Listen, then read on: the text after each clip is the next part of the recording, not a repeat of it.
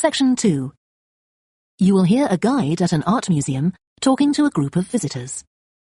First, you have some time to look at questions 11 to 16.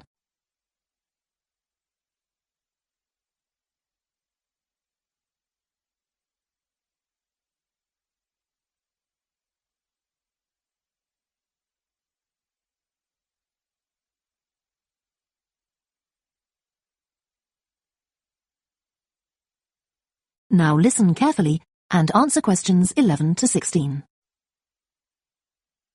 Good morning and welcome to the museum, one with a remarkable range of exhibits which I'm sure you'll enjoy.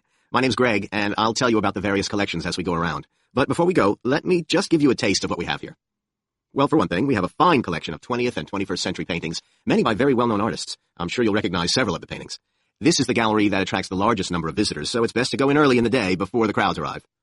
Then there are the 19th century paintings. The museum was opened in the middle of that century, and several of the artists each donated one work to get the museum started, as it were.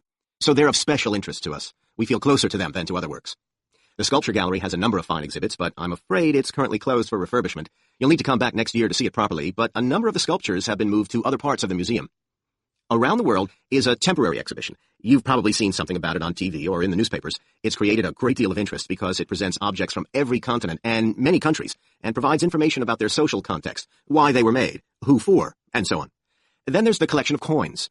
This is what you might call a focused specialist collection because all the coins come from this country and were produced between 2,000 and 1,000 years ago, and many of them were discovered by ordinary people digging their gardens and donated to the museum.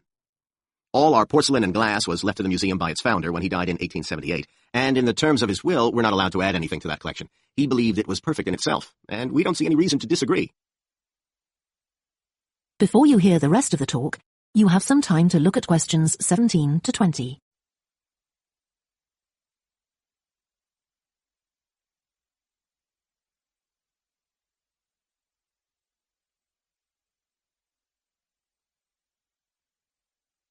Now listen and answer questions 17 to 20. Okay, that was something about the collections, and now here's some more practical information, in case you need it. Most of the museum facilities are downstairs in the basement, so you go down the stairs here. When you reach the bottom of the stairs, you'll find yourself in a sitting area, with comfortable chairs and sofas, where you can have a rest before continuing your exploration of the museum. We have a very good restaurant which serves excellent food all day in a relaxing atmosphere.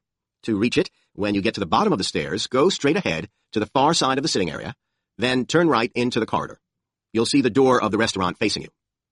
If you just want a snack or if you'd like to eat somewhere with facilities for children, we also have a cafe.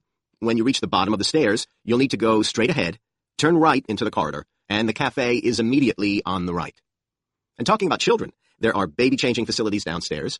Cross the sitting area, continue straight ahead along the corridor on the left, and you and your baby will find the facilities on the left-hand side. The cloakroom, where you should leave coats, umbrellas, and any large bags, is on the left-hand side of the sitting area. It's through the last door before you come to the corridor. There are toilets on every floor, but in the basement, they're the first rooms on the left when you get down there. Okay, now if you've got anything to leave in the cloakroom, please do that now, and then we'll start our tour. That is the end of Section 2. You now have half a minute to check your answers.